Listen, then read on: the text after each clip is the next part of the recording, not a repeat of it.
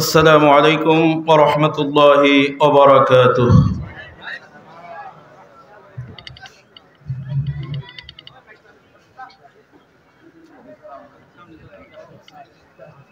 আপনারা কেমন আছেন? আলহামদুলিল্লাহ। গোড়াটা টাইট দাও বারবার করে। ঈশার নামাজের পর থেকে আপনারা অনেকেই বসে আছেন এবং আরো কিছুক্ষণ থাকার নিয়ত আছেন ইনশাআল্লাহ। তো মজলিসের আদব রক্ষার্থে এবং আপনাদের শারীরিক অবস্থানকে ফিরিয়ে আনার জন্য আমি একটু বিনীতভাবে অনুরোধ করছি, দীর্ঘক্ষণ বসে থাকার ক্লান্তিটা দূর হয়ে যাবে। সবাই 1 মিনিট দাঁড়িয়ে যান তো, মুরব্বীদের একটু সহযোগিতা। সবাই একটু দাঁড়িয়ে যান, 1 মিনিট, ভালো লাগবে। বিসমিল্লাহ।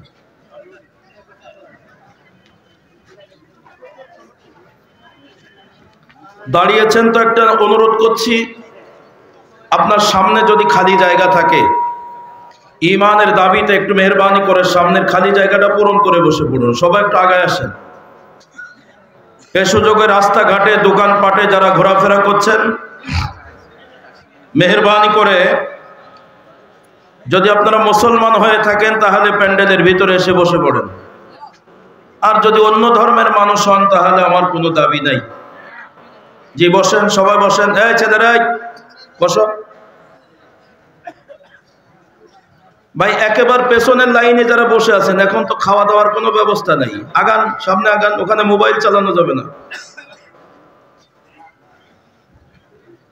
জি অনেক মানুষ আছেন, আপনাদের সামনে আগাইতে বলেছি, তারপরেও কথা শোনেন নাই। আপনাদের কি কোনো দলীয় কোন্দল আছে নাকি? রাগারাগি নাই তো? আপাতত সবাই ভিতরে এসে এসে বসেন।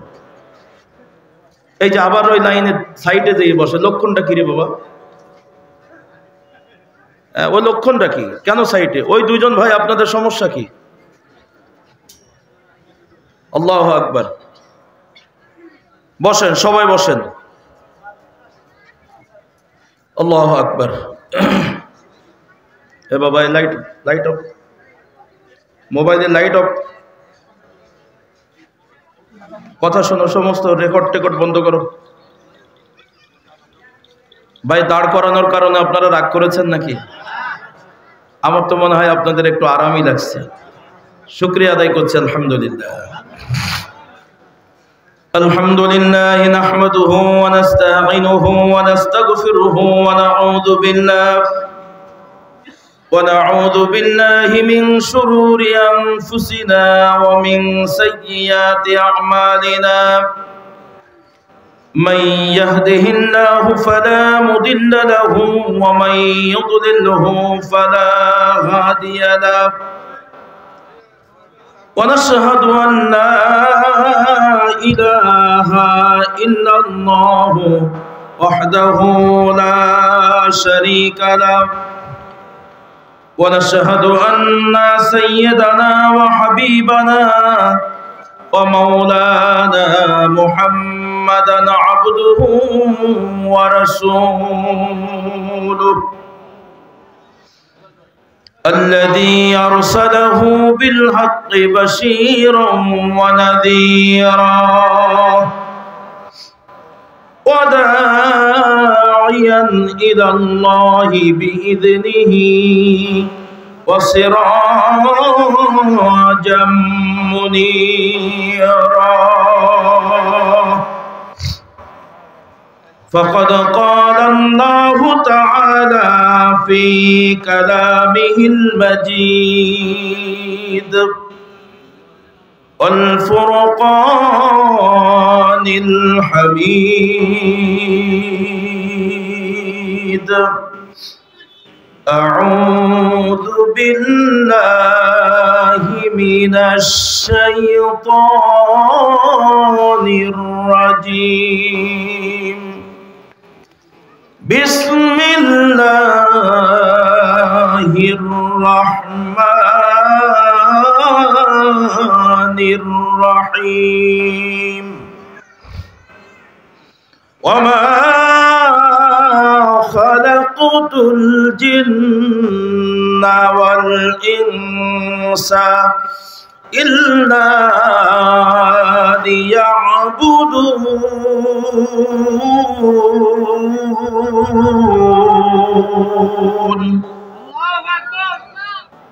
صدق الله العظيم وبلغنا رسولنا الكريم صلوا عليه وسلموا تسليما الله زاد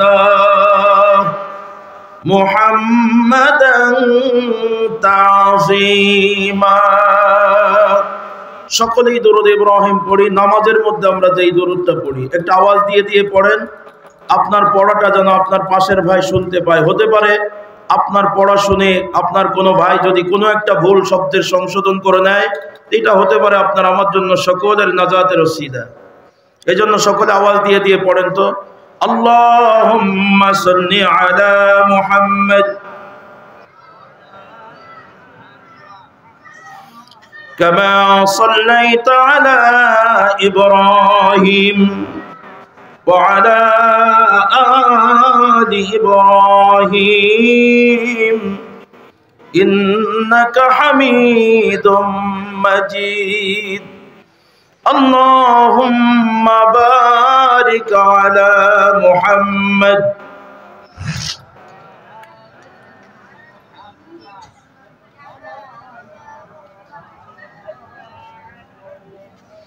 وعلى آل إبراهيم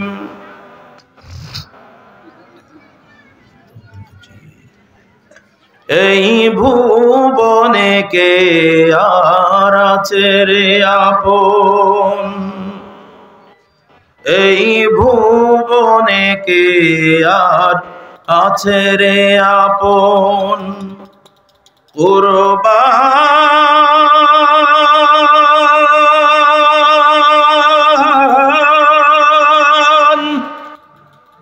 কুরবান করে দেব যারে জীবন,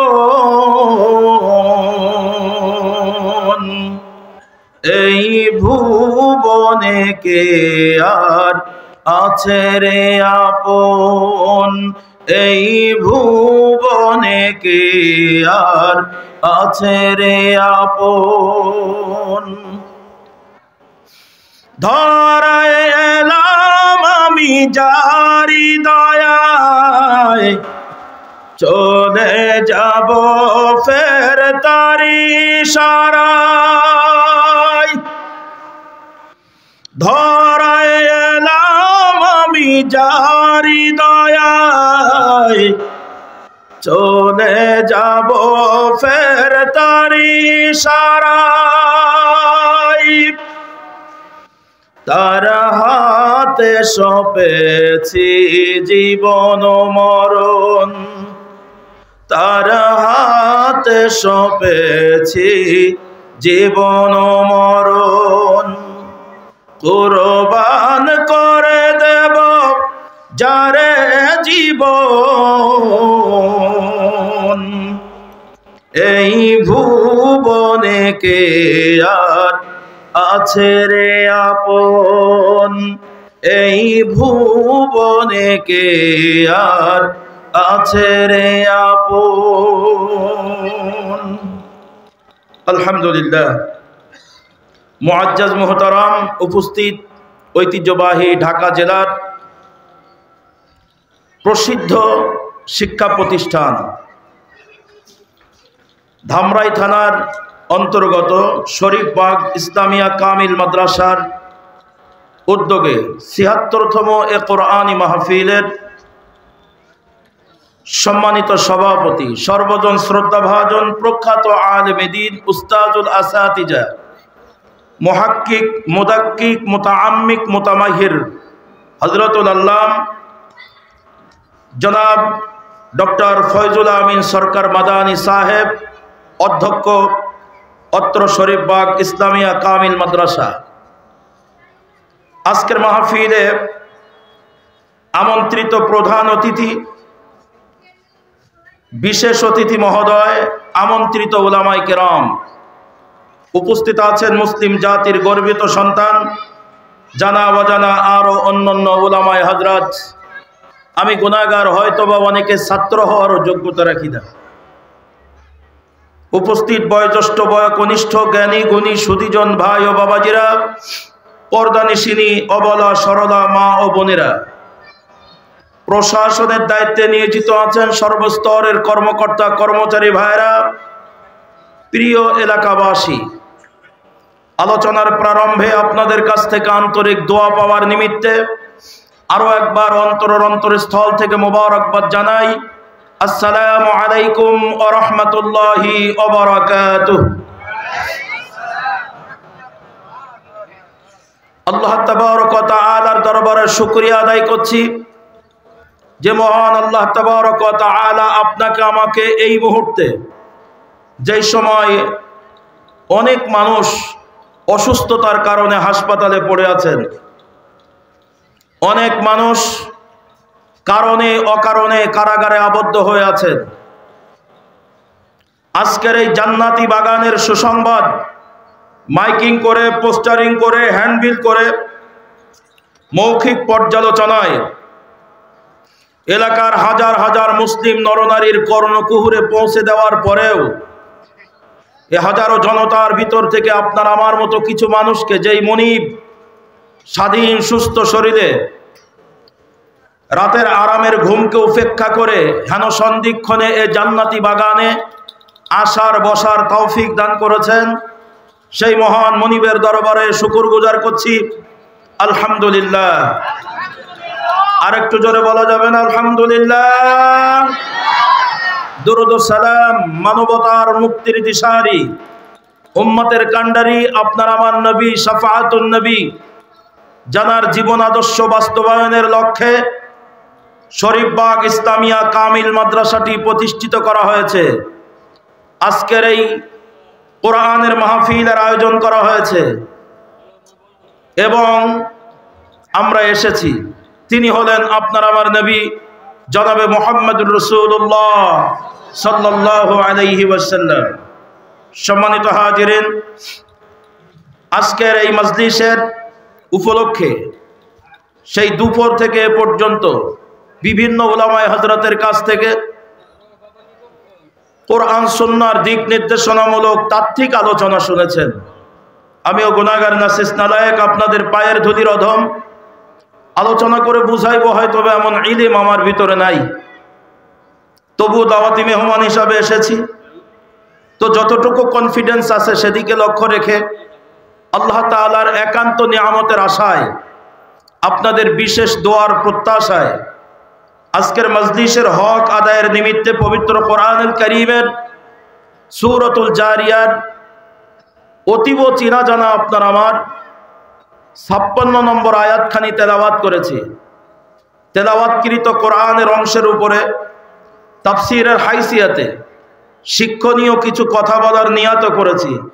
আল্লাহ পাক আমাকে বলার, আপনাদের শোনার, সে অনুযায়ী সকলকে বাস্তব জীবনে আমল করা তৌফিক দান করুন। সবাই বলুন আল্লাহুম্মা আমিন। আর একটু জোরে আওয়াজ দিয়ে বলুন আল্লাহুম্মা আমিন।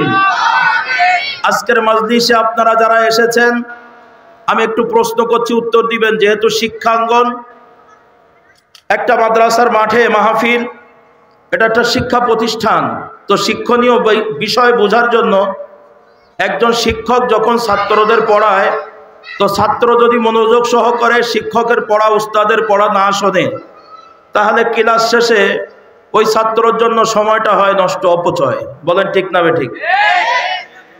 তো আপনি আজকের মাহফিল সফলতা হবে তখন যদি আমরা আজকের মজলিস থেকে আমাদের জীবনের জন্য কিছু শিক্ষা গ্রহণ করতে পারি। কথা বলেন ঠিক না বেঠিক?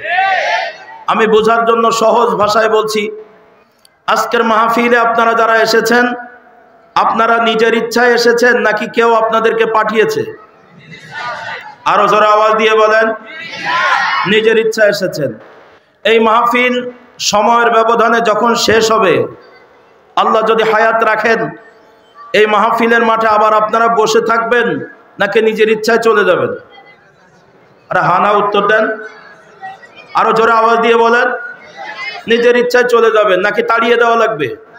তাহলে নিজের ইচ্ছায় এসেছেন, আবার নিজের ইচ্ছায় চলে যাবেন। শোনেন, এ কামিল মাদ্রাসা, কামিলের আগে একটা ক্লাস আছে ফাজিল, আমাদের যেটা বলা হয় জেনারেল লাইনে, কলেজ লাইনে ডিগ্রি। এই ডিগ্রি ক্লাস তথা ফাজিল ক্লাসে একটা সাবজেক্ট আছে আকাইদ। আকাইদের পরিভাষায় আল্লাহ তাআলা পৃথিবীর এক শ্রেণীর মানুষকে কাসব দিয়েছেন আর ইখতিয়ার দিয়েছেন, যার বাংলা অর্থ হলো বুঝ শক্তি আর অনুভূতি শক্তি। এই আকাইদ সাবজেক্টটা পড়ানো হয়। তো কাসব এবং ইখতিয়ার, বুঝ শক্তি আর অনুভূতি শক্তির সমন্বয় আল্লাহ তাআলা আপনাকে আমাকে একটা বিবেক নামের মহা দৌলত দান করেছেন, যেটা অন্য কোনো প্রাণীকে দেয়নি। তো এই বিবেক নামের মহা দৌলত ব্যবহার করে আমরা বুঝতে শিখেছি কোনটা ভালো কোনটা মন্দ, কখন সকাল কখন সন্ধ্যা, কখন রাত কখন দিন, কোনটা উঁচু কোনটা নিচু, কোনটা হালাল কোনটা হারাম। এগুলো আমরা যেগুলো দিয়ে নিরীক্ষণ করি, যেই বিষয়টাকে নিয়ে, যেই মাধ্যমটাকে নিয়ে আমরা এটা বিচক্ষণ করি, এটার নাম হলো বিবেক। একটু জোরে আওয়াজ দিয়ে বলেন, নামটা কি? আমার কথা কি বোঝা যায়? কষ্ট হয়, ভাষা বুঝতে কষ্ট হয় না তো? আল্লাহু আকবার। তো আমরা বিবেককে কাজে লাগিয়ে এলাকার অনেক মানুষ থেকে বাছাই করে আমাদের বিবেককে কাজে লাগিয়েছি না, এই মুহূর্তে এলাকার অনেক জায়গার চেয়ে আমাদের এই মাহফিলের মাঠটা উত্তম। এজন্য আমরা এসেছি। কথা বলেন ঠিক না বেঠিক? আর যারা বিবেকটাকে সঠিক রাস্তায় ব্যবহার করতে পারে নাই, তারা এই মাহফিলের আওয়াজ শোনার পরেও এখনো আসে নাই। বাজার ঘাট দুনিয়ার অনেক কিছু তাদেরকে গ্রেফতার করে রেখেছে। সম্মানিত হাজিরিন, তাহলে আবারও বলছি, আমরা মাহফিলে নিজের ইচ্ছায় এসেছি, আবার নিজের ইচ্ছায় চলে যাব। কথা ঠিক তো? 2 নম্বর প্রশ্ন, আরেকদিকে চলে যাচ্ছি। তাকান, এখান থেকে 100 বছর আগে আমরা এই পৃথিবীতে কেউ ছিলাম না। কথা সত্য না মিথ্যা? একটু জোরে আওয়াজ দিয়ে বলেন। 76তম মাহফিল হচ্ছে, অর্থাৎ আমার মনে হয় 76 বছর বয়সের মানুষ এখানে খুব কম আছে। যারা আছেন, এই মাদ্রাসা যখন শুরু হয়েছে তখন আপনার কোনো জ্ঞানই শুরু হয়নি, আপনি কিছুই বলতে পারেন না। শোনেন, আজকের মজলিসে আপনারা যারা আছেন, আমরা এখান থেকে 100 বছর আগে কেউ ছিলাম না। কথাটা সত্য না মিথ্যা? একটু জোরে আওয়াজ দিয়ে বলেন, কথা ঠিক না বেঠিক? ঠিক। এখন পৃথিবীতে আমরা আছি না নাই? আরে কথা বলেন না কেন? অনেকেই কথা বলছেন না, অন্য গ্রহে আছেন মনে হচ্ছে। একটু জোরে বলেন, আমরা পৃথিবীতে আছি না নাই? আচ্ছা, এই পৃথিবীতে আমরা ছিলাম না, সময়ের ব্যবধানে যিনি আমাদেরকে পাঠিয়েছেন, একটু বলুন তো তিনি কে?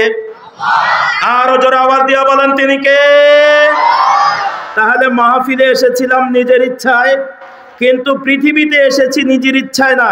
কারণ পৃথিবীতে যখন এসেছিলাম তখন আমাদের বাক শক্তি, তখন আমাদের ইচ্ছা শক্তি কিছুই তৈরি হয় নাই। কথা বলেন ঠিক না বেঠিক? তাহলে যিনি আমাদেরকে দয়া করে মায়া করে এই সুন্দর পৃথিবীতে পাঠিয়েছেন, একটু জোরে আওয়াজ দিয়ে বলেন ঈমানের দাবিতে তিনি কে? আরো জোরে আওয়াজ দিয়ে বলেন, তিনি কে?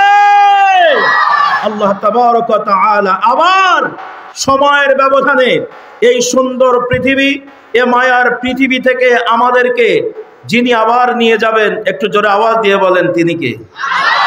আল্লাহু আকবার। তাহলে পৃথিবীতে এসেছি আল্লাহ তাআলার দয়ায়, আবার চলে যাব, ইচ্ছা মতো যেতে পারবো না।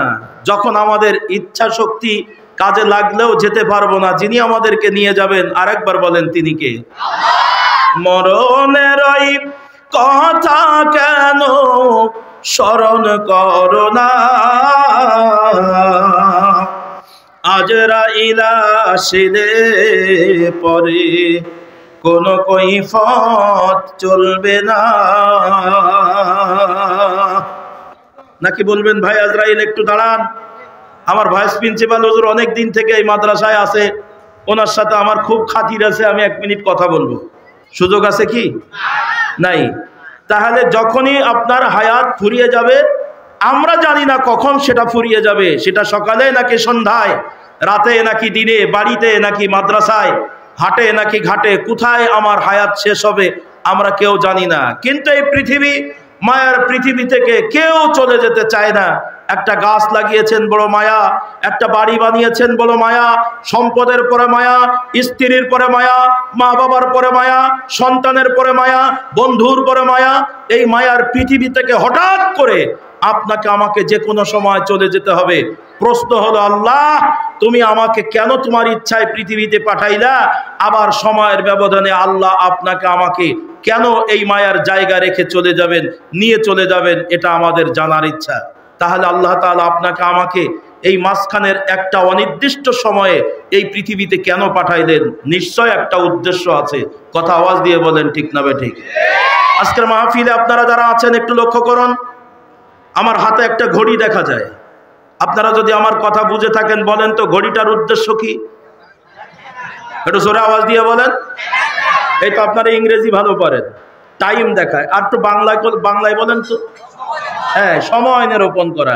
তাহলে ঘড়ির উদ্দেশ্য হলো সময় দেওয়া। কথা বলেন, ঠিক না বেঠিক? আমার সামনে দুটো মাইক্রোফোন দেখা যায়। আপনারা যদি বুঝে থাকেন তাহলে বলেন তো এই মাইকের উদ্দেশ্য কি? একটু জোরে বলেন না। কবিগুরু রবীন্দ্রনাথ ঠাকুর বলেছিলেন, সহজ কথাকে সহজ দিয়ে বোঝানো যায় না। এ মাইকের উদ্দেশ্য হলো ছোট আওয়াজটাকে বড় করে দেওয়া। আমার ভাষা কি বোঝেন?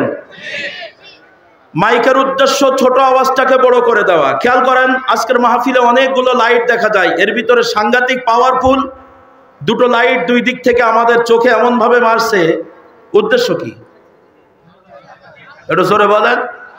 শুধু আলো দেওয়া না, আলো দেওয়া হলে তো একটা দুটো হলে এনাফ ছিল, কিন্তু না, অধিক লাইট দেওয়ার উদ্দেশ্য হলো অন্ধকার দূর করে আলোকিত করা। প্যান্ডেলের ভিতরে যেন একজন মানুষ আরেকজন মানুষকে ক্লিয়ার চিনতে পারে। কথা বলেন, ঠিক না বেঠিক?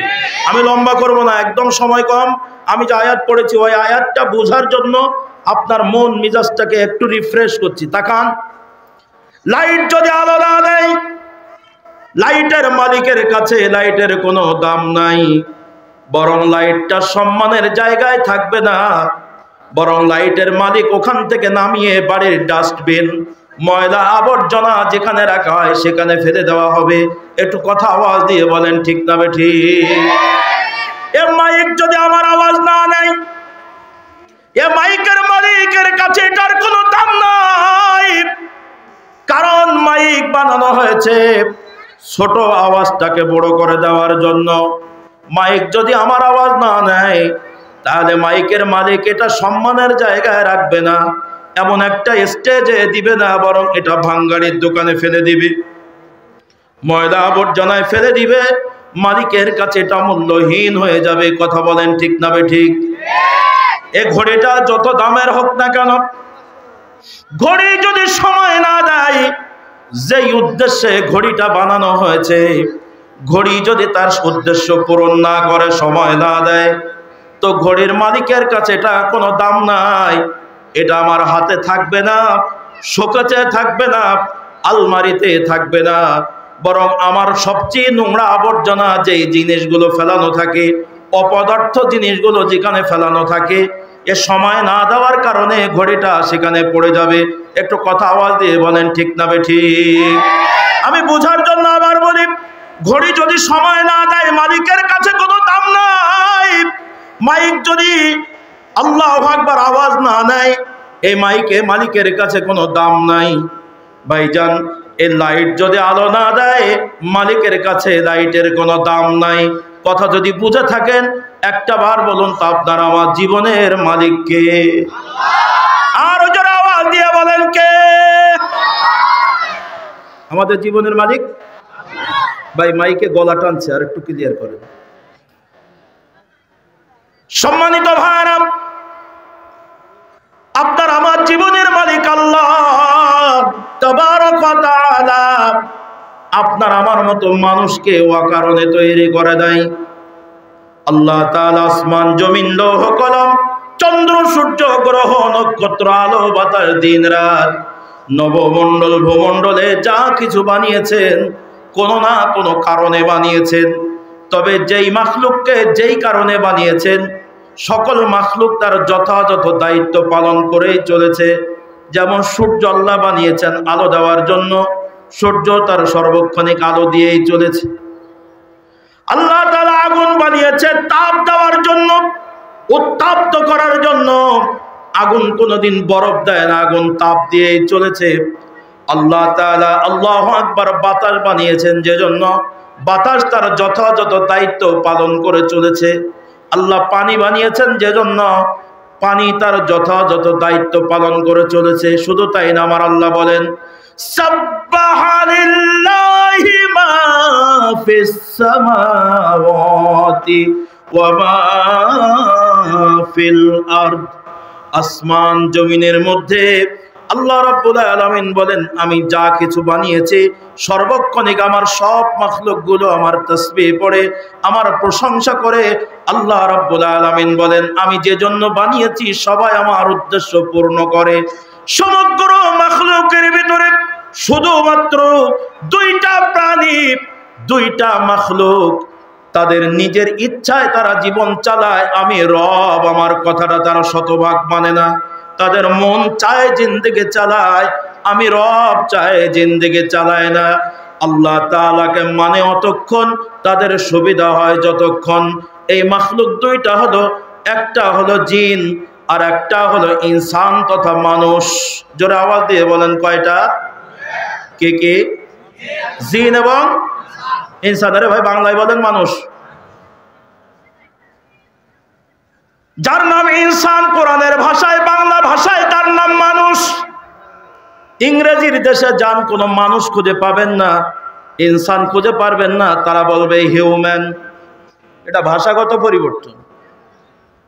যার নাম ইনসান বাংলা ভাষায় তার নাম মানুষ, যার নাম মানুষ ইংরেজিতে তার নাম হিউম্যান, সব একই কথা। বোঝার জন্য সহজ করে, একটা হলো জিন আর একটা হলো ইনসান তথা মানুষ। এই দুইটা জাতি আল্লাহু আকবার সর্বক্ষণিক আল্লাহ তাআলার নাফরমানিতে ব্যস্ত আছে। এদের মনের চাহিদা মোতাবেক এরা জীবন যাপন করে। এজন্য মায়ের আল্লাহ তাবারক ওয়া তাআলা ডাক দিয়ে বলছেন মা খালাকুতুল জিন্না ওয়াল ইনসা ইল্লা লিয়াবুদুন।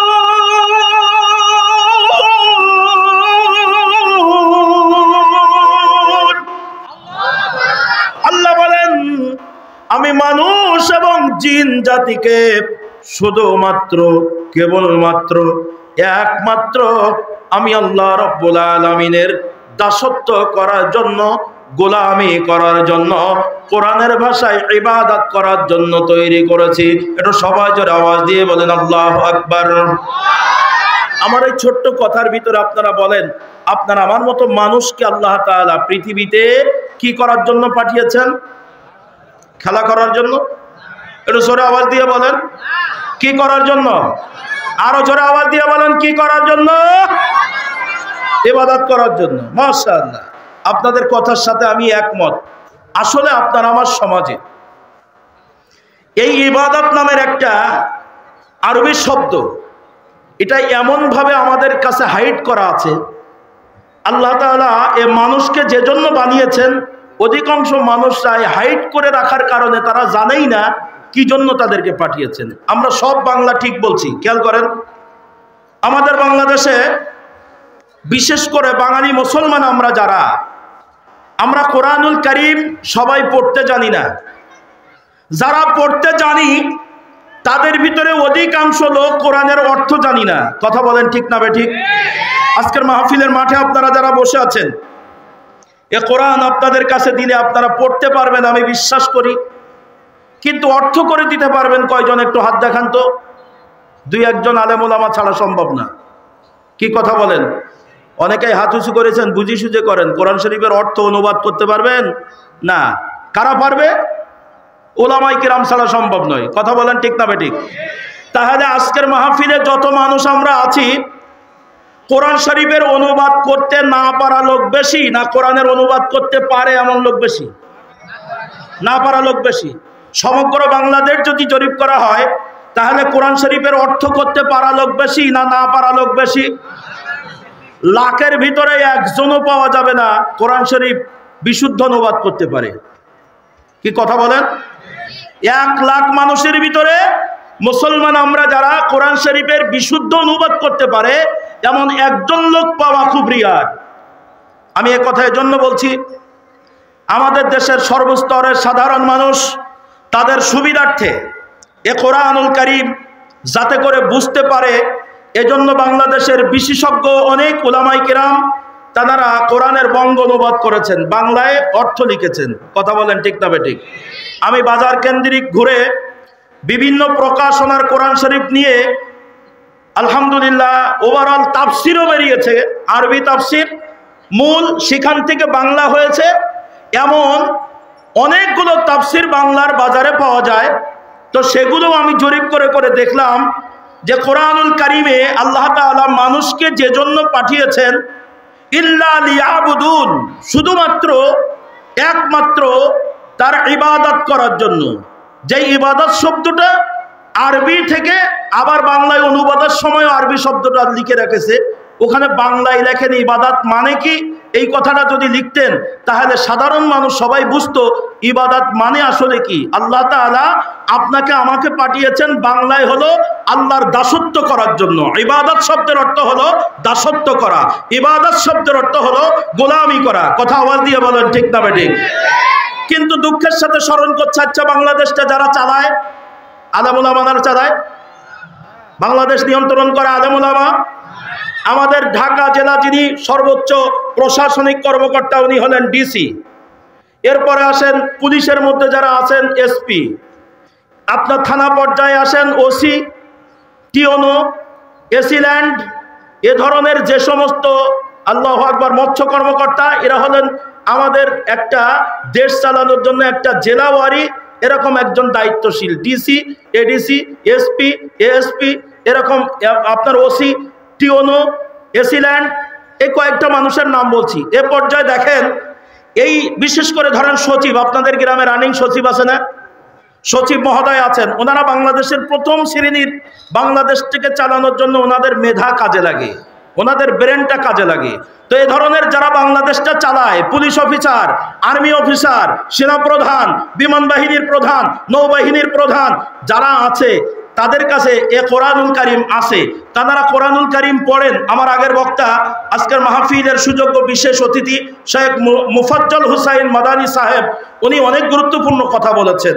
যদি জান্নাত পেতে চান, পরকালে মুক্তি পেতে চান, এ কোরআনের শাফাআত যদি পেতে চান, তাহলে কোরআন অনুযায়ী আপনার আমার জীবন গড়তে হবে। কথা বলেন ঠিক না বেঠিক?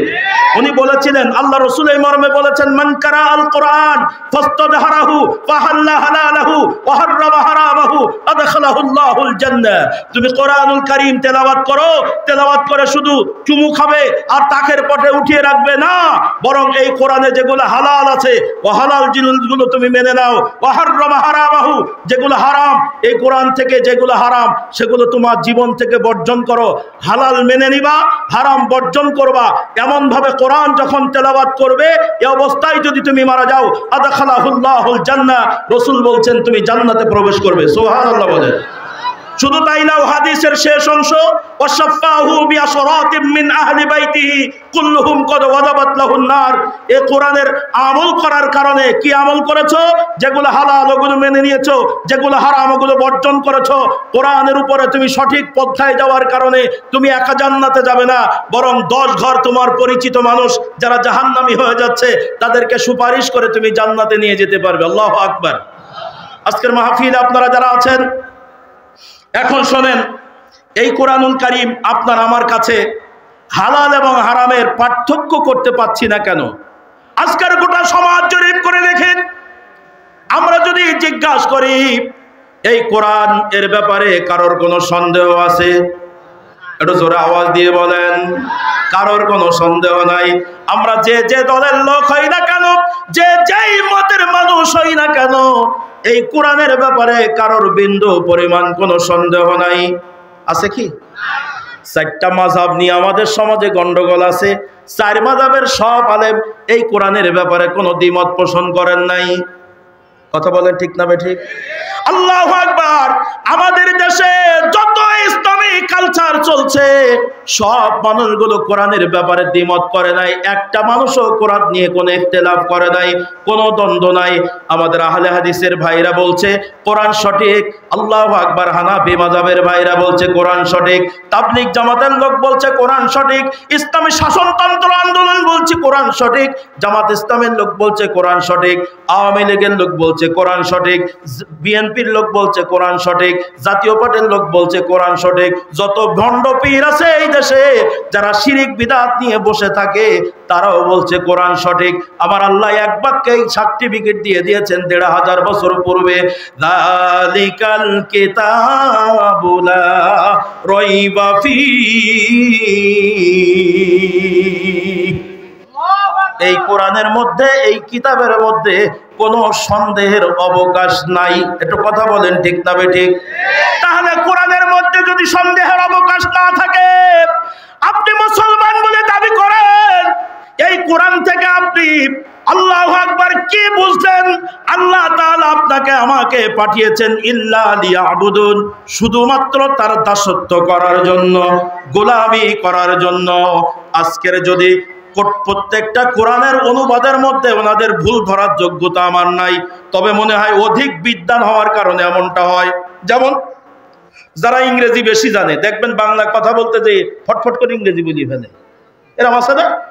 আরে কথা বলেন না কেন? আছে না নাই? আছে। তা কোরআন শরীফের যারা অনুবাদ করেছে ওনারা আমার মতন সলিমদ্দি কলিমদ্দি মৌলবী না, ওনারা অনেক বড় মাপের আলেম। তো ওনারা যখন অনুবাদ করেছেন তখন ঠিক একইভাবে লিখছেন, মা খালাকতুল জিন্না ওয়াল ইনসা ইল্লা লিয়াবুদুন। আল্লাহ তাআলা মানুষ এবং জিন জাতিকে শুধুমাত্র তার ড্যাশ করার জন্য পাঠিয়েছেন। সবগুলো বাংলা ওই ড্যাশের জায়গায় কোরআন থেকে সেই আরবি শব্দটা উঠিয়ে দিয়েছে, ইবাদত করার জন্য পাঠিয়েছে। লিখ হলো আমাদের এখানে, সমস্যা হলো এখানে। যদি ওখানে লেখা থাকতো আল্লাহ তাআলা আপনাকে আমাকে তার দাসত্ব করার জন্য পাঠিয়েছে, তাহলে প্রত্যেকটা জেলার শিক্ষিত মানুষ আজকে যারা কোরআন বাংলায় পড়ে, অনুবাদ পড়ে, তারা সবাই বুঝতো আল্লাহ কেন তাকে বানিয়েছে। কিন্তু তারা তা বোঝে নাই। কি বোঝে নাই? তারা বুঝেছে ইবাদত করার জন্য পাঠিয়েছে। তো ইবাদত কি যদি কারোর কাছে জিজ্ঞাসা করা হয়, লোকটা খুব ইবাদত বন্দিগি করে, তাহলে কি করে? ইবাদত বন্দিগি করা লোকটা কি করে? তাহলে লোকটা বলবে লোকটা নামাজ পড়ে, সালাত আদায় করে। আমি নামাজ বলছি, আপনারা রাগ করছেন নাকি? সালাত আদায় করে। সালাত তো কোরআন শরীফের শব্দ। আমাদের প্রচলিত ভাষায়, আমাদের দেশে বাংলা ভাষাভাষী মানুষ, অধিকাংশ মানুষ এটাকে নামাজ বলে। কি কথা বলেন? তবে আমাদের দেশের কিছু বক্তারা এগুলো নিয়ে অতিরিক্ত কথা বলে। নামাজ বলবেন না, সলা বলবেন, তাহলে ইনসান বলবেন, মানুষ বলবেন না। সব কথা তো আপনি আরবি বলতে পারবেন না। আপনার মনের ভাব প্রকাশ করার জন্য ওটা ব্যবহার করেন। আল্লাহু আকবার। বুঝার জন্য বলছিলাম। তো ইবাদত বন্দিগি বলতে আমাদের সমাজে লোকটা ইবাদত করে, তার মানে লোকটা সলা আদায় করে, লোকটা সিয়াম আদায় করে, নামাজ পড়ে, লোকটা রোজা রাখে, লোকটা হজ করে, লোকটা যাকাত দেয়, লোকটা দান সদকা করে, লোকটা জিকির আজকার করে। এরকম 7 থেকে 8টা বিষয় আমি গবেষণা করে দেখলাম। গোটা কোরআনুল কারিমে আল্লাহ যত বিধিবিধান দিয়েছেন তার ভিতর থেকে 7 থেকে 8টা বিষয়কে আমাদের দেশের বাঙালি মুসলমান আমরা ইবাদত নামে বলি, আর বাকি আল্লাহর সব বিধানগুলো আল্লাহর হুকুম মনে করি। ওগুলো আল্লাহর হুকুম, আর এই 6-7টা হলো আল্লাহর ইবাদত। আমার কথা বোঝা যায়নি মনে হয়? ইবাদত নামের আরবি একটা ঝুড়ি বানিয়ে নিয়েছি। ঝুড়ি বোঝেন? ঝুড়ি, ইবাদতের একটা ঝুড়ি বানিয়ে নিয়েছি, ইবাদত নামের ঝুড়ি। যেমন বিসমিল্লাহ স্টোর, বিড়ি বিক্রি হয়। আরে কথা বোঝেন না কেন? দোকানের নাম কি? বিসমিল্লাহ। যাই দেখা যাচ্ছে কি টানছে? বিড়ি টানে। তাহলে এই নামটা মেটাল না, নামটা মূল বিষয় না, কার্যকারিতাটা বিষয়। ইবাদত নামের যেই শব্দটা, ওটার ভিতরে 6 থেকে 7টা থেকে 8টা বিষয় পাওয়া যায়। আমাদের সমাজে মানুষ এক শ্রেণীর মনে করেছে ইবাদত মানে হলো নামাজ, রোজা, হজ, যাকাত, জিকির আজকার, দান সদকা। এর বাইরের গুলোকে ইবাদত মনে করে না। কিন্তু ইবাদত মানে গোটা কোরআনুল কারীমের ভিতরে আল্লাহ রাব্বুল আলামিন যত বিধি বিধান দিয়েছেন, আল্লাহর পূর্ণাঙ্গ হুকুমগুলো মানার নাম হলো ইবাদত তথা দাসত্ব। জোরে বলেন ঠিক না বেঠিক? আজকের মাহফিলে আপনারা যারা আছেন একটু সবাই বলেন তো আমরা কার গোলাম? আরো জোরে বলেন। আচ্ছা, আল্লাহর গোলাম হওয়ার জন্য আল্লাহর হুকুম পরিপূর্ণ মানবেন নাকি আংশিক মানবেন? একটু জোরে বলেন না কেন? আল্লাহ বলছেন আমি তোমাকে পাঠিয়েছি আমার গোলামি করার জন্য। এখন গোলাম কাকে বলে? মালিকের কথা 100% যে লোকটা মানে তাকেই তো মালিকের গোলাম বলে। কথা বলেন ঠিক না বেঠিক? গোলাম তাকে বলে মালিকের কথা মতো যেই লোকটা শতভাগ চলে তাকেই গোলাম বলে, তাকেই দাস বলে। আজকের মজলিসে যারা আছেন, একজনের মালিক 10টা হুকুম করেছে, কিন্তু লোকটা পালন করেছে 5টা, আর 5টা পালন করে নাই। ওই লোকটা কি মালিকের কাছে সম্মান পায়? একটু কথা আওয়াজ দিয়ে বলেন, পায় না। তাহলে আরেকবার পরিষ্কার করেন, আমি একদম আপনাদের কথাটার মূল বিষয় নিয়ে আসছি। বলেন আমাদের জীবনের মালিক কে? তাহলে হুকুম মানবো কার? জোরে বলেন, হুকুম মানবো কার? আল্লাহর হুকুমটা লেখা আছে কোথায়? আর কথা বলেন না কেন, কোথায়? এ কোরআনের উপরে কারোর কোনো সন্দেহ আছে? নাই। এখন তাকান, আল্লাহ তাআলা বলছেন ইয়া আইয়ুহাল্লাযীনা আমানু উদখুলু ফিস সিলমি কাফা ওয়া লা তাত্তাবিউ খুতুওয়াতিশ শাইতান ইন্নাহু লাকুম আদুউম মুবিন।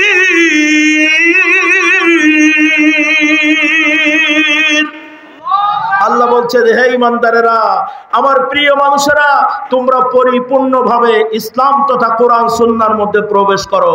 জোরে বলেন কার কথা? আল্লাহ বলছেন উদখুলু ফিস সিলমি কাফা, পরিপূর্ণভাবে কোরআন সুন্নাহর মধ্যে প্রবেশ করো, নাকি আংশিক? একটু জোরে বলেন, পরিপূর্ণ না আংশিক?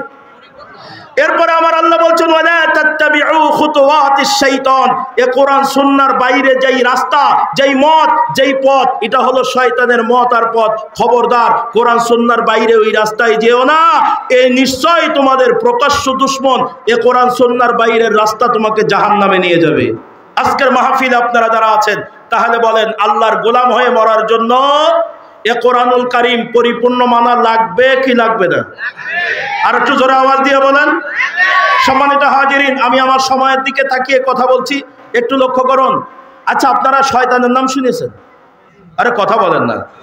আচ্ছা, ইবলিস আল্লাহর কয়টা হুকুম অমান্য করার কারণে শয়তান হলো? এটা আপনারা ভালোই জানেন। জোরে আওয়াজ দিয়ে বলেন কয়টা? আচ্ছা, হুকুমটা কি? কাকে সিজদা? আরো জোরে বলেন। এই কথাটাকে সহজকে আর একটু আপনাদের ব্রেনে ধরে রাখার জন্য 2 মিনিট কথা বলি। সিজদা দেওয়ার আগের কথা, এই ইবলিস হলো জিন জাতি।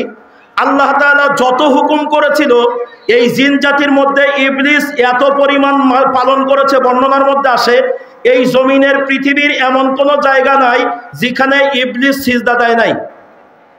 তো আল্লাহ তাআলার শতভাগ হুকুম পালন করার কারণে ইবলিস জিন জাতির মধ্যে শ্রেষ্ঠ হয়ে গেল। উদাহরণ, ইবলিসের এত মেধা, এত তার স্মৃতিশক্তি, এত বুদ্ধি, এত জ্ঞান অর্জন করেছে, আল্লাহ তাআলা শেষ পর্যন্ত ইবলিসকে ফেরেশতাদের মাস্টার বানিয়ে দিয়েছে, শিক্ষক বানিয়ে দিয়েছে। এই মর্মে আল্লাহ তাআলা উপাধি দিয়েছিল মুআল্লিমুল মালাইকা, ফেরেশতাদের মাস্টার। কি কথা বোঝেন? এইটা 2টা জাতির হেড হওয়া এত সোজা না। আপনি এত বড় নেতা, আপনার বউ আপনার কথা শুনে না। আরে কথা কন না কে? আপনার এখানে যত লোক আছেন, আপনার বাড়িতে যদি 5টা লোক থাকে, 3 জন কথা শোনে আর 2 জন শোনে না। তার মধ্যে সামনে যারা শোনে, পেছনে যেই আপনার বিরোধিতা করে। কথা বলেন ঠিক না ঠিক? আর ইবলিস জিন জাতিরও সেরা, তার যোগ্যতা দিয়ে ফেরেশতাদের মাস্টার হয়ে গেছে। হাই সুবহানাল্লাহ! এত বড় বিজ্ঞ একজন জিন ইবলিস, আল্লাহ তাআলা সেই সময় বানাইল আদম আলাইহিস সালাতু ওয়াস সালামকে। বানানোর পরে আল্লাহ তাআলা বললেন আদমের কাছে সিজদা করো, মাথা নত করো। আদমকে শ্রেষ্ঠত্ব দেওয়ার জন্য আল্লাহ তাআলা অর্ডার করলেন। সকল প্রাণী সকলেই সিজদা করলো। ফাসাজাদু ইল্লা ইবলিস, শুধুমাত্র ইবলিস ছাড়া। তাহলে ইবলিস সিজদা করলো না, কি বললো আল্লাহর কাছে? আল্লাহ, আমি জিন জাতিদের হেড, আমি ফেরেশতা মণ্ডলীর মাস্টার, এখন যদি এই জিনের সামনে আমি আদমের কাছে মাথা নত করি তাহলে আমার অস্তিত্ব কর্তৃত্ব কমে যাবে, আমার জিন জাতি মনে করবে আমাদের মিস্টার ইবলিসের চেয়ে এই আদম সেরা। ইবলিসের কাছে, আদমের কাছে আদম, যেহেতু ইবলিস মাথা নত করেছে, ফেরেশতারা মনে করবে আমাদের মাস্টার ইবলিসের চেয়ে আদম সেরা, কারণ আদমের কাছে আমাদের মাস্টার মাথা নত করেছে। তাই ইবলিস তার অস্তিত্ব, তার কর্তৃত্ব, তার অহংকার, তার সিয়ার, তার দাপটকে রক্ষা করে রাখার জন্য আদমেরকে সিজদা করলো না, আর কোনো কারণ ছিল না। কথা আওয়াজ দিয়ে বলেন ঠিক না বেঠিক? আল্লাহ তাআলা এই একটা ছোট্ট হুকুমকে অমান্য করার কারণে দীর্ঘদিনের হাজার হুকুম পালন করার পরও আল্লাহ তাআলা তাকে বললেন, শায়াতিন, তুই শয়তান, তুই রজিম, তুই দূর হয়ে যা, তুই বিতাড়িত হয়ে গেলি। আজকের মজলিসে আপনারা যারা আছেন, আপনারা এই কথাটা জানেন, তাহলে বলেন ইবলিস তার কর্তৃত্ব, অস্তিত্ব, তার সম্মান অক্ষুণ্ণ রাখার জন্য, মর্যাদার শিখরে থাকার জন্য আদমকে সিজদা করেনি, অর্থাৎ আল্লাহর হুকুমকে অমান্য করেছিল নিজের অস্তিত্ব ধরে রাখার জন্য। কথা আওয়াজ দিয়ে বলেন ঠিক না বেঠিক? প্রশ্ন হলো,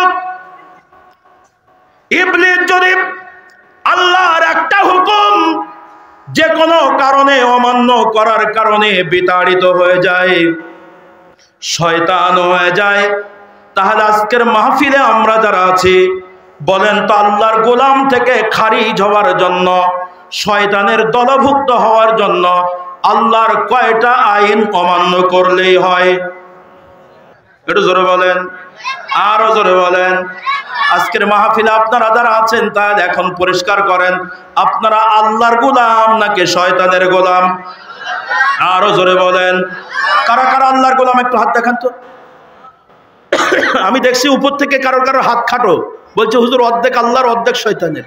এই হাত উঁচু করে, একদম দু হাত উঁচু করে দেন, দু হাত উঁচু করে হাতের আঙ্গুলগুলো ফাঁকা করে দেন। আমার পরে শ্রদ্ধা ভাজন doctor professor doctor B M. Mafizur Rahman Al Azhari Saheb বয়ান করবেন। আপনাদের স্পষ্ট হওয়ার জন্য জোরে আওয়াজ দেন, যারা আল্লাহর গোলাম জোরে আওয়াজ দেন, নারায়ে তাকবীর। আল কোরআনের আলো, আল হাদিসের আলো, কোরআন সুন্নাহ যেখানে, সুদ ঘুষ যেখানে, মদ জুয়া যেখানে, জিনা ব্যভিচার যেখানে, আলেম উলামা যেখানে, স্বৈরাচার যেখানে, বাংলার মুসলিম, ঢাকার মুসলিম, ধামরাইয়ের মুসলিম, শরীফবাগের মুসলিম, নারায়ে তাকবীর। হাত নামান। আর কোনদিন যাব না ওই আঙ্গিনায়, আর কোনদিন যাব না ওই আঙ্গিনায়, কোরআনের ডাকে যারা সাড়া দেয় না, নবীজির আদর্শ যারা মানে না, আর কোনদিন যাব না ওই আঙ্গিনায়। একটু জোরে আওয়াজ দিয়ে বলেন, আমরা কার গোলাম? তাহলে আল্লাহর গোলাম হওয়ার জন্য কোরআনের পরিপূর্ণ বিধান মানবেন নাকি আংশিক মানবেন? আরো জোরে আওয়াজ দিয়ে বলেন। কিন্তু আমি এখন প্রমাণ করব, আমরা বাংলাদেশের অধিকাংশ মানুষ আল্লাহর গোলামিতে আমাদের নাম নাই। আল্লাহ যেই জন্য বানিয়েছেন, ইল্লা লিয়াবুদুন, শুধুমাত্র তার গোলামি করার জন্য। কিন্তু আমরা আল্লাহর গোলামি বাদ দিয়া নফসের গোলামিতে ব্যস্ত, শয়তানের গোলামিতে ব্যস্ত। তার প্রমাণ করব। আমার মায়ার আল্লাহ বড় মিজাজের সাথে ডাক দিয়ে বলেন, ওয়াকাদা রাব্বুকা আল্লা তা'বুদু ইল্লা ইয়্যা। আমি তোমার রব, আমি তোমার জীবনের মালিক, তোমাকে নির্দেশ দিচ্ছি, আল্লাহ তা'বুদু ইল্লা ইয়্যা, একমাত্র আমি আল্লাহর গোলামি করবা, আমি আল্লাহর দাসত্ব করবা, ইল্লা ইয়্যাহু, অন্য কারোর গোলামি করবা না। কথা আওয়াজ দিয়ে বলেন, কার কথা? আজকের মজলিসের মধ্যে যারা আছেন, আমাদের হাদিসের কিতাবের মধ্যে জাল জয়েবনে উলামায়ে কেরামের মধ্যে ইখতিলাফ আছে, কিন্তু গোটা কোরআনুল কারীম নিয়া কোন উলামায়ে কেরামের মধ্যে কোনো দ্বন্দ্ব। একটু জোরে আওয়াজ দিয়ে বলেন। তাহলে আসেন, যে কোরআনে কোনো সন্দেহ নাই, দ্বন্দ্ব নাই, এই কোরআনের মতো একটা ফ্রেশ কিতাব, এই কিতাবটা আমাদের বাংলাদেশে, এই কোরআনটা বিশেষ করে আমাদের বাংলাদেশের কথা বলি, বাইরের দেশের কথা বলে লাভ নাই। আজকের আমরা মুসলমান, এই মাহফিলের মধ্যে আমরা যারা আছে, আমাদের কাছে কোরআনটা তিনটা ভাগ হয়ে গেছে। একটু জোরে আওয়াজ দিয়ে বলেন, এই কোরআনকে আমলের ক্ষেত্রে, মানার ক্ষেত্রে কয়টা ভাগ? আরে কথা বলেন, কথা বলেন, কয়টা? আপনারা কোনোদিন এ কথা শোনেন নাই, আজকে শুনে নেন। কারণ আমি আব্দুস সামাদ আজাদ, আমি কারোর মতো না, আমার মতো কেউ না। পরিষ্কার করে বলছে, শোনেন। আল্লাহ বলেন উদখুলু ফিস সিলমি কাফা, পরিপূর্ণভাবে কোরআন সুন্নাহর মধ্যে প্রবেশ করো। কিন্তু আজকে আমরা বাংলাদেশের মুসলমান বলে যারা দাবি করছে, এ কোরআনকে আমরা তিনটা ভাগে ভাগ করে নিয়েছি আমলের খাতিরে। আমার আগের বক্তব্য, আজকের মাহফিলের স্বনামধন্য বিশেষ অতিথি শায়েখ মুফাজ্জল হোসাইন মাদানী সাহেব বলছেন, এ কোরআনকে যারা আমল করবে পূর্ণাঙ্গভাবে তারা জান্নাত পেয়ে যাবে। বড় মজার কথা, কিন্তু কোরআন তো আমরা পূর্ণাঙ্গভাবে আমল করতে পারছি না, পরিপূর্ণ কোরআন মানতে পারছি না। এ বাংলাদেশের জন্ম হয়েছে 54 বছর। আজকের মজলিসে আপনারা যারা আছেন একটু তাকান, জোরে বলেন, বাংলাদেশের বয়স কত বছর? 54 বছর। এর আগে এই দেশটা বাংলাদেশ ছিল না, নাম ছিল কি? এই যে অনেক পাকিস্তানি আছে এখানে, হ্যাঁ চাচা, পাকিস্তানে জন্ম নিয়েছেন আর আমাদের বাংলাদেশে থাকেন, ভালোভাবে থাকবেন, কোনো ঝামেলা করবেন না তো? হ্যাঁ বুঝেন, ইতিপূর্বে যারা ঝামেলা করছে সব কিন্তু পাকিস্তানে জন্ম নেওয়া লোকগুলো, কথা কয় না। এই মুক্তিযোদ্ধা যারা কোন দেশে জন্ম নিয়েছে? পাকিস্তানে জন্ম নিয়েছেন, মুক্তিযোদ্ধা করে আমাদের বাংলাদেশে আছেন, থাকেন, ভালোভাবে থাকেন, গন্ডগোল ঝামেলা করেন না। সম্মানিত দিদি ভাইরা, আমি বুঝাইতে চাচ্ছি, এই দেশটা 54 বছর আগে ছিল পূর্ব পাকিস্তান। এই দেশের মানুষ যুদ্ধ সংগ্রাম করে একটা মাধ্যম দিয়ে সোনার বাংলাদেশ নামকরণ করলেন, লাল সবুজের পতাকা। বড় কষ্টের সাথে বলছি, যখন বিদেশিদের আগ্রাসন ছিল, আল্লাহু আকবার, ব্রিটিশ শাসন করত, পাকিস্তান শাসন করত, সেই সময় আমাদের কোনো হাত ছিল না। কিন্তু সোনার বাংলাদেশটা যখন স্বাধীন হয়ে গেল, আল্লাহু আকবার, শতকরা 92% মুসলমান, শতকরা 92% মুসলমান। আমরা বলছি কোরআনে কোনো ভুল নাই, কোরআনে কোনো সন্দেহ নাই, কিন্তু কোরআন মানার ব্যাপারে, কোরআন আমল করার ব্যাপারে তিনটা ভাগ সেই ব্রিটিশ করে গেল, পাকিস্তানে রয়ে গেল, বাংলাদেশ হওয়ার পরও পরিবর্তন হলো না, সেটাই রয়ে গেল। দুঃখের সাথে বলছি, এজন্য কোরআনটা তিনটা ভাগ। নাম্বার 1, 1 নম্বর হলো ইবাদত নামের একটা ঝুড়ি। কোরআনের ভিতর থেকে ওই ইবাদতের ঝুড়ির মধ্যে ঢুকিয়ে রেখেছি নামাজ, ঢুকিয়ে রেখেছি রোজা, ঢুকিয়ে রেখেছি হজ, ঢুকিয়ে রেখেছি যাকাত, ঢুকিয়ে রেখেছি জিকির আজকার, যেগুলো আপনি করতেও পারেন, নাও করতে পারেন, স্বতন্ত্র। কষ্ট হয় আপনাদের? আল্লাহর হুকুম আমাদের বাংলাদেশে তিনটা কায়দায় মানি। 1 নম্বর হলো ইবাদত, যার নাম ধরে নেন। 1 নম্বর নামাজ। নামাজ যদি আপনি পড়েন তো সমস্যা নাই, যদি না পড়েন তাও কোনো সমস্যা নাই। নামাজ যদি পড়েন, আপনার মা বাবার কাছে যেমন, নামাজ না পড়লেও আপনি তেমন। নামাজ না পড়লে আপনার বাবা কোনোদিন বাড়ি থেকে তাড়িয়ে দেয় না, আপনার মা কোনোদিন বাড়ি থেকে তাড়িয়ে দেয় না। নামাজ না পড়লে স্ত্রী কোনোদিন চলে যায় না, সন্তান কোনোদিন আব্বা বলা বন্ধ করে না।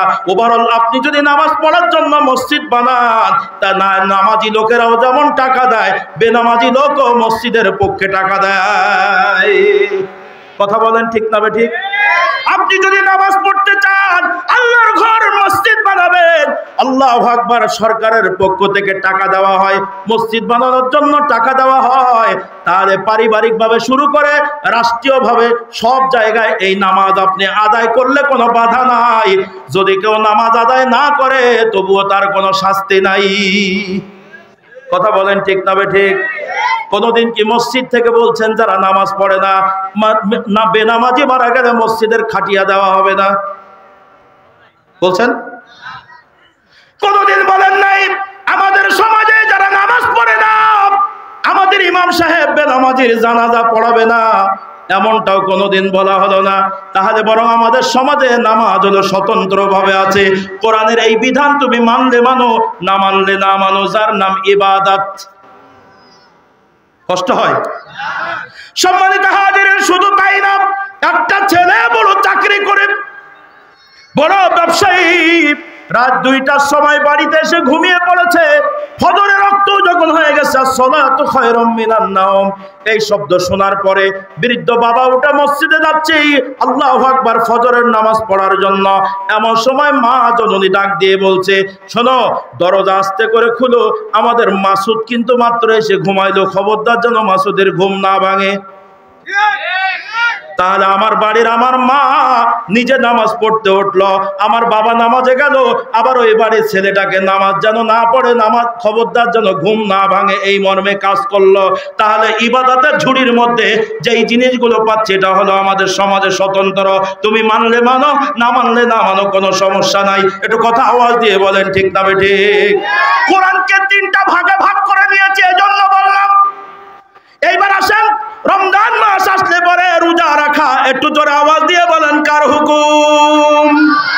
আপনি যদি রোজা রাখেন তাহলে ভালো কথা, রোজা যদি না রাখেন কোনো সমস্যা নাই, পারিবারিকভাবে সমস্যা নাই, রোজা রাখলেও সমস্যা নাই, না রাখলেও সমস্যা নাই। বরং একটা লোক যদি হাড় ভাঙা পরিশ্রম করে, মাটি কাটার কাজ করবে, শ্রমিকের কাজ করবে, লিবারের কাজ করবে, সাহারি খাওয়ার সময় স্ত্রী উঠে সাহারি খায় আর স্বামীকে বলে, তুমি খবরদার উঠো না, ঘুম পড়ো, সকাল কিন্তু তোমার কাজ আছে।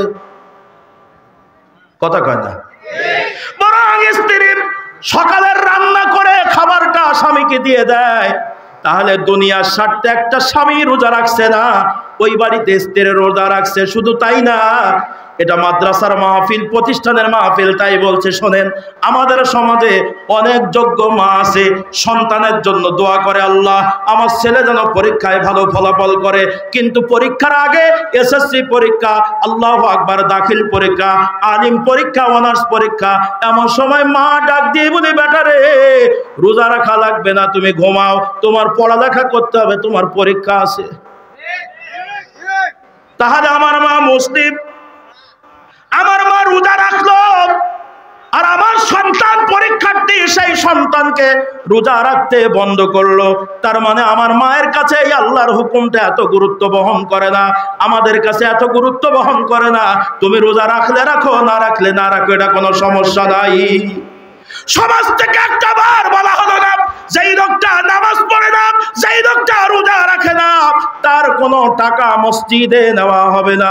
যেই লোকটা নামাজ পড়ে না, ওই লোকটার ইফতারি মসজিদে নেওয়া হবে না, এমন কোন শাসন আপনার আমার সমাজে। তাহলে ইবাদত নামের যেই ঝুড়ি বানিয়ে রেখেছি, ওটা হলো আমাদের সমাজে স্বতন্ত্রভাবে আছে। আমি লম্বা না করে ছোট করছি, আল্লাহর আর একটা হুকুম, যেটাকে আমরা ইবাদত মনে করে, শুধুমাত্র আল্লাহর হুকুম মনে না করে ইবাদত মনে করে বসে আছে আরবি শব্দ নিয়া। ওই গণ্ডির মধ্যে যেন কলুর আল্লাহু আকবার, ওই কলুর বলদের চোখ বাঁধার মতো আমরা বসে আছি। যেমন আল্লাহু আকবার হজ, একটু বলেন হজ করা, জোরে বলেন কার হুকুম? আরো জোরে আওয়াজ দিয়ে বলেন, হজ করা আল্লাহর হুকুম। তবে এটা কি প্রতি বছর আপনার উপরে ফরজ? তাহলে কয়বার?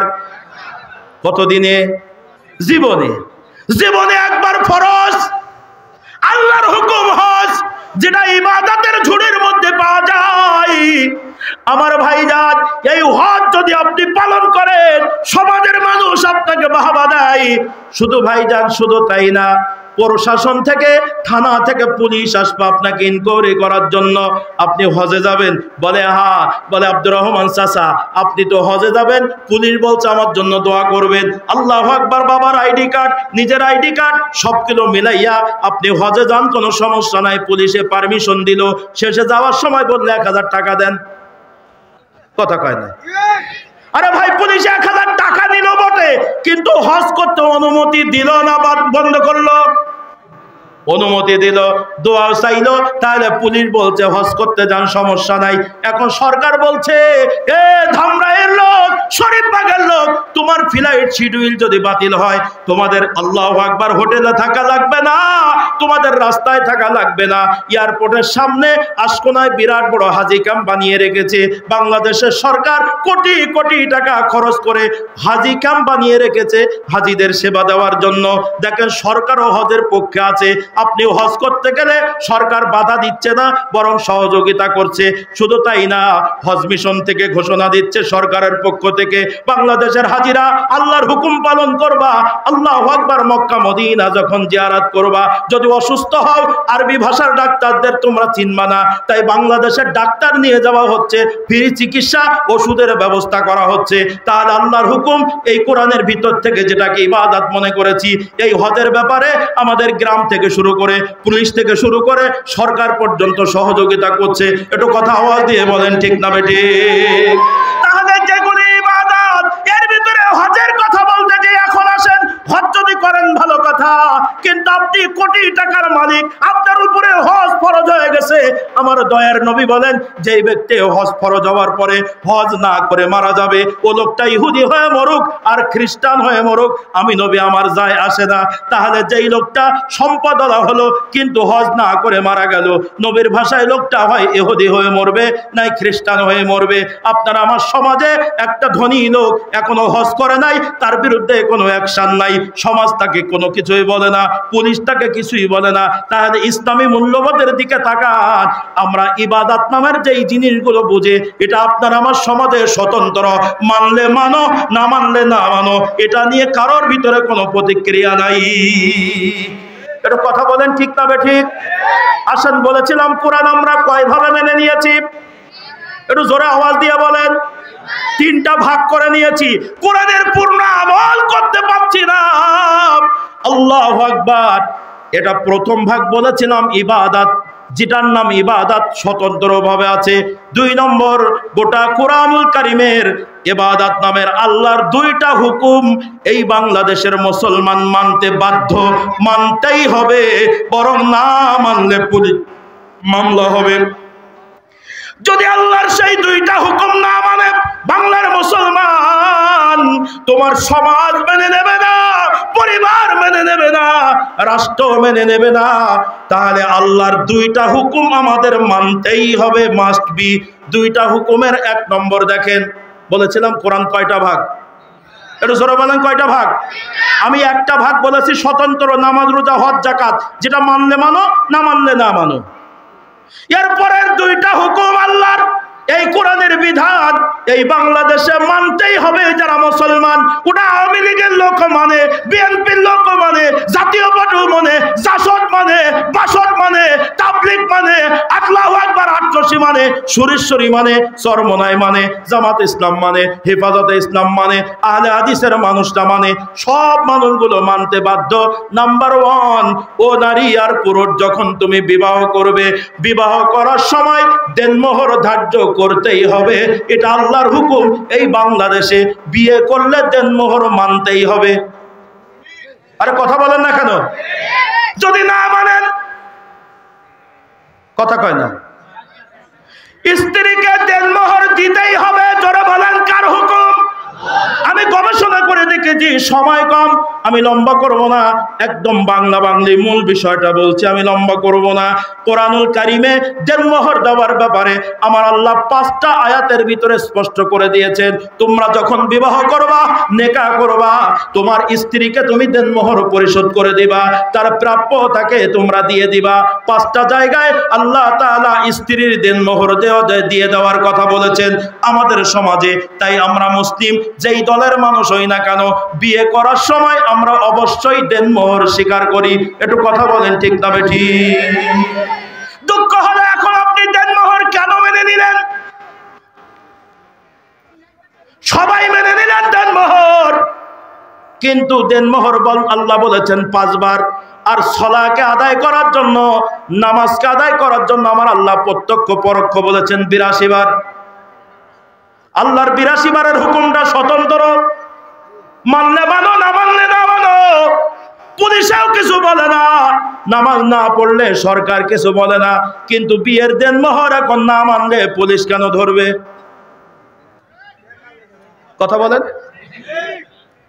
কষ্ট হচ্ছে আমার কথা বলতে। আমরা সবাই কোরআনকে 100% মেনে নিয়েছি, মুখে স্বীকার করেছি, বাস্তবতায় মেনে নেই নাই। এই কোরআনকে 3টা ভাগ করে রেখেছি, এই ভাগ আমরা কাটাইতে পারি নাই। 3টা গেট দেওয়া আছে, একটা চারটা গেট খোলা আছে, ঢুকতেও পারো, বের হতেও পারো। নামাজ, রোজা, হজ, যাকাত ইবাদতের নামের গেট। 2 নম্বর গেটে ঢুকতে হলে 2টা আইন মানতেই হবে। বিয়ের সময় দেন মোহর, তাই আওয়ামী লীগের লোক বিয়ে করলে দেন মোহর মানে, বিএনপির লোক বিয়ে করলে দেন মোহর মানে, জাতীয় পার্টির লোক বিয়ে করলে দেন মোহর মানে, জামাত ইসলাম বিয়ে করলে দেন মোহর মানে, আল্লাহু আকবার হাদিসের ভাইরা বিয়ে করলে দেন মোহর মানে, ওদিকে সরবনার পীর সাহেব দেন মোহর মানে, সুরেশ্বরের পীর সাহেব দেন মোহর মানে, আটশোশির ভণ্ডরাও দেন মোহর মানে। একটু কথা বলেন ঠিক না বেঠিক? মানছে কেন? আল্লাহর হুকুম না মানছিল, ওটা মানে না কেন?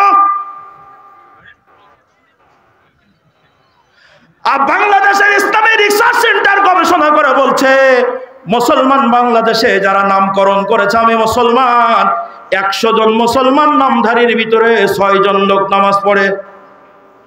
কয়জন? 1500 বছর পূর্বে আমার নবীর কাছে সাহাবায়ে কেরাম জিজ্ঞাসা করেছিলেন, নবীজি মুসলমান আর কাফেরের মধ্যে পার্থক্য কি?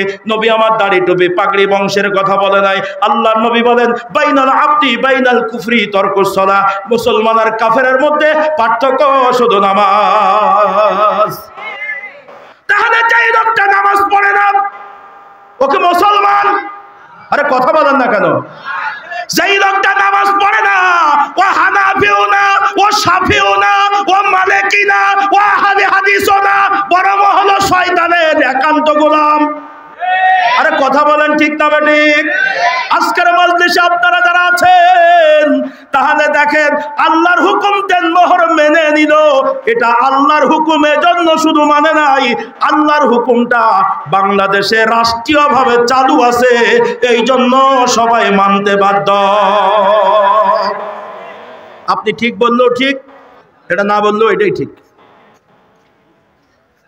আল্লাহর 2টা হুকুম আমরা মুসলমান বাংলাদেশে মানতে বাধ্য। নাম্বার 2, কোরআনুল কারীমে সূরাতুন নিসার ভিতরে লম্বা আলোচনা এসেছে, ফারায়েজের আলোচনা, সম্পদ বন্টনের আলোচনা। বাবা মারা যাওয়ার পরে বাবার রেখে যাওয়া সম্পত্তি ছেলে কতটুক পাবে, মেয়ে কতটুক পাবে। যদি স্ত্রী থাকে স্ত্রী 2 আনা পাবে, আল্লাহু আকবার। যদি মেয়ে না থাকে শুধু ছেলে থাকে তাহলে কে কতটুক পাবে? শুধু ছেলে নাই শুধুমাত্র মেয়ে আছে তাহলে কে কতটুক পাবে? তার বিরাদারি সত্য ভাই কতটুক পাবে? বিস্তারিত বর্ণনা, সূরা নিসার লম্বা আলোচনা। সেই ব্রিটিশ পিরিয়ড থেকে মুসলমান ধর্মীয় আইনে চালু আছে, এই বাংলাদেশে আজও আছে। এই জন্য বাবা মারা যাওয়ার পরে বাবার রেখে যাওয়া সম্পত্তি ছেলে যা পায় মেয়ে তার অর্ধেক পায়। এটা আমাদের বাংলাদেশে চালু আছে না নাই? যদি আপনি আল্লাহর এই বিধানটা, জমি জমার বন্টনটা না মেনে নেন, এক ভাই আর এক ভাইকে যদি 1 ইঞ্চি জায়গা ফাঁকি দেয়, আল্লাহু আকবার। ভালো আছেন? আমি আর কথা বলবো না, এ পর্যন্ত শেষ। শোনেন, আল্লাহু আকবার, 1 মিনিট। যদি আপনি দেনমোহরের এই আল্লাহু আকবার বিধানটা না মেনেন, সমাজ মেনে নেবে না, রাষ্ট্র মেনে নেবে না। কথা বলেন ঠিক না ঠিক? জমি জমার বন্টন যদি না মেনে নেন, সমাজ মেনে নেবে না, রাষ্ট্র মেনে নেবে না, বরং আপনার বিরুদ্ধে কোর্টে মামলা হবে। কিন্তু আপনার ভাই নামাজ পড়ে না, কোর্টে যেয়ে মামলা করেন, আমার ভাই নামাজ পড়ে না, স্যার আমি মামলা করব, আপনারা বলবেন এটা পাগলা হয়েছে, পাগলা কারোতে পাঠাও। কি কথা কোন ঠিক না ঠিক? তাহলে গোটা কোরআনুল কারীম 3 ভাগ, এই 3 ভাগের 2 ভাগ বললাম। 1 ভাগ হলো ইবাদত নামের ঝুড়ি, যার ভিতরে নামাজ রোজা হজ যাকাত আল্লাহর কয়েকটা হুকুম। 2 নম্বরে যেই জিনিসটা মানতে বাধ্য, দেনমোহর আর জমি জমার বন্টন। এই ছাড়া বাকি গোটা কোরআনুল কারীমে যত বিধিবিধান আছে, অধিকাংশ বিধানগুলো এই বাংলার মুসলমান আল্লাহর গোলাম বলে দাবি করেছেন। যে আল্লাহ বলেছেন ইল্লা লিয়াবুদুন, শুধুমাত্র আমার গোলামি করার জন্য পাঠিয়েছি। আপনি যত বড় পীর বুজুর্গ হন, যত বড় শাইখুল হাদিস হন, যত বড় মুহাদ্দিস হন, যত বড় মুফাসসির হন, যত বড় যেই হন না কেন, আল্লাহর বাকি হুকুমগুলো বাংলার জমিনে এখনো মানার মতন পরিবেশ হয় নাই। আপনি মানতে পারবেন না, বরং নামাজ আল্লাহর বিধান, মসজিদের মধ্যে আল্লাহর বিধান মেনে নিয়েছেন, কিন্তু সামাজিকভাবে আল্লাহর বিধানগুলো মানতে পারবেন না। আল্লাহু আকবার, রোজা মেনে নিয়েছেন, কিন্তু বিচার ব্যবস্থা কোরআনের এখনো মানতে পারবেন না। বরং আল্লাহর বাকি বিধানগুলো, বাকি হুকুমগুলো যদি মানতে চান, মানার জন্য চেষ্টা করেন। এখনো মুসলমানের দেশে আপনার নামে মামলা হবে, আপনার নামে হামলা হবে, আপনাকে কারাগারে থাকতে হবে, ওভারঅল ফাঁসির কাস্টেও ঝুলতে হবে, এবং হয়েছে। কথা আওয়াজ দিয়ে বলেন ঠিক না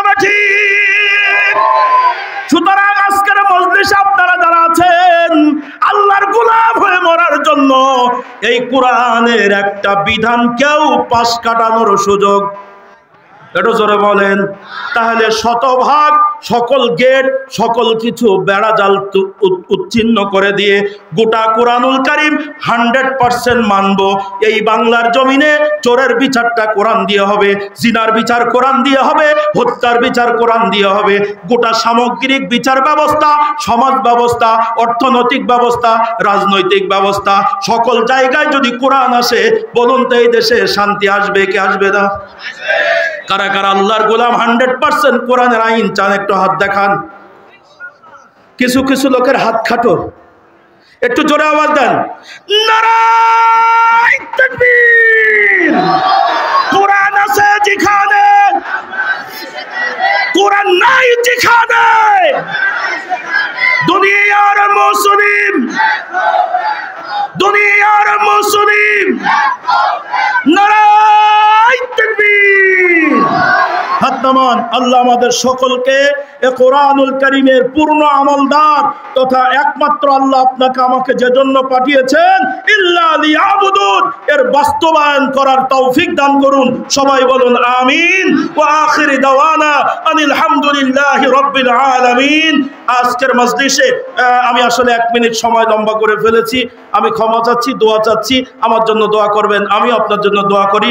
আসসালামু আলাইকুম ওয়া রাহমাতুল্লাহি ওয়া বারাকাতুহু। মাশাআল্লাহ মাশাআল্লাহ, ভালো আছেন? মুজাহিদুল মিল্লাহ, মাশাআল্লাহ।